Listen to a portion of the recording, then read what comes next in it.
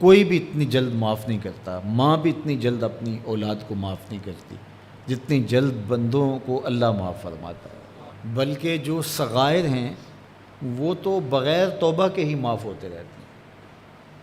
فرمایا کہ جب تم وضو کرتے ہو تو اعضائے وضو کے گناہ جھڑ جاتے ہیں وضو سے، اور ہمیں پتہ بھی نہیں ہوتا۔ بہت سارے صغیرہ گناہ ایسے بھی ہیں کہ ہم ان صغائر کا ادراک بھی نہیں کر پاتے، لیکن وہ ہمارے سے جڑے ہوئے ہوتے ہیں، اور اسی طرح جب وہ ہمارے سے جھڑتے ہیں تو ہمیں ادراک بھی نہیں ہوتا کہ وہ ہمارے ساتھ جڑے تھے اور ہمارے سے دور بھی ہو گئے اور ہمیں پاک صاف کر دیا گیا۔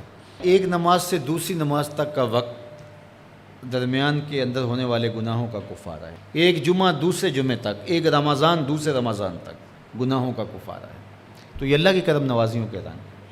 بلکہ فرمایا ہم نے تم کو جو بڑے گناہوں سے منع کر رکھا ہے، اگر تم ان گناہوں سے اپنے آپ کو بچا لو تو ہم اس کے صلے کے اندر تمہارے چھوٹے گناہ ویسے ہی معاف کر دیں۔ ایک تو ہے کہ تم وضو کرو گے تو جھڑیں گے، ایک تو یہ ہے کہ تم کچھ اعمال کرو گے تو اس کی برکت سے یہ گناہ ساتھ جھڑ جائیں گے، لیکن اگر تم بڑے گناہوں سے بچتے رہو گے تو ہم تمہاری اس بات کا اعزاز تمہیں دیتے ہوئے کہ تمہیں اللہ کے حکم کا پاس ہے اور تم بڑے گناہوں سے بچ رہے ہو، اور جو چھوٹے گناہ تم سے سرزد ہو گئے ہم اس بڑے گناہ سے بچنے کی وجہ سے وہ ویسے ہی تمہارے سے ہٹا دیں گے، تمہیں صاف کر دیں گے اس طرح۔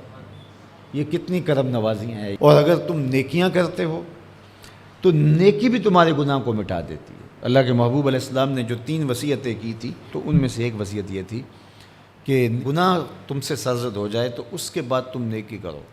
کیوں؟ تم ہوہا، جو نیکی ہے وہ گناہ کو مٹا ڈالے گی۔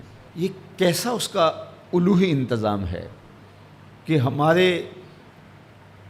گناہوں کو مٹانے کے لیے کتنے سامان رکھیں۔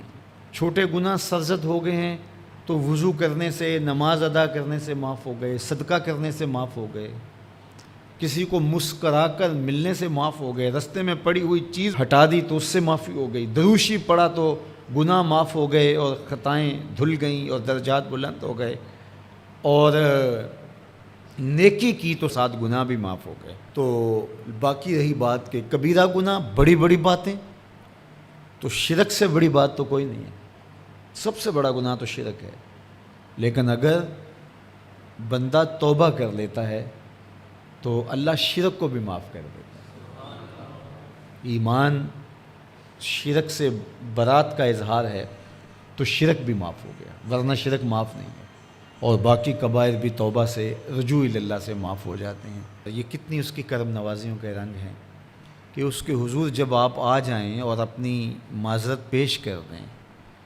تو وہ بندے کو شرمندہ نہیں کرتا کہ تم نے یہ کیا۔ جب بندہ کوئی جرم کر بیٹھتا ہے، کسی سے زیادتی کر بیٹھتا ہے اور حقیقی زیادتی ہوتی ہے، تو پھر اس کے پاس جاتے ہوئے ڈرتا ہے کہ اس کا رد عمل کیا ہوگا، میں نے یہ زیادتی کی، واقعتاً زیادتی کی۔ اب اس کا سامنا کرتے ہوئے ڈرتا ہے کہ جب میں جاؤں گا، معاف کرے گا نہیں کرے گا، دونوں امکان ہوتے ہیں۔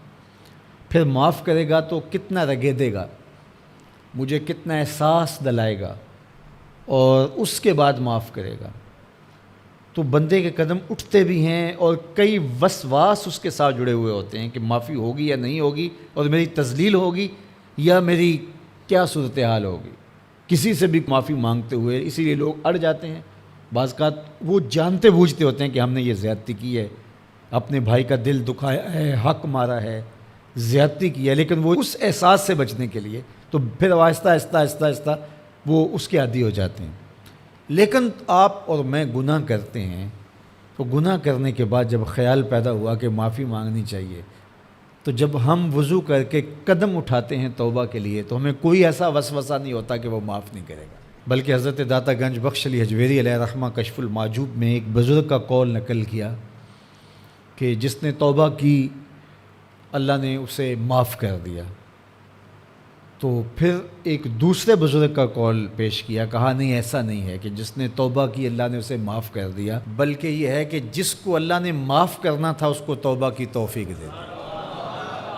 وہ خود کہتا ہے نا کہ توبوا الی اللہ، میری طرف آؤ، رجوع کرو اور میری طرف آ کے اپنے گناہوں کی معافی مانگو، تو اللہ توبہ کے لیے بلا رہا ہے۔ تو جب بلا رہا ہے تو اس کا مطلب ہے معاف کر دیا تو بلا رہا ہے نا۔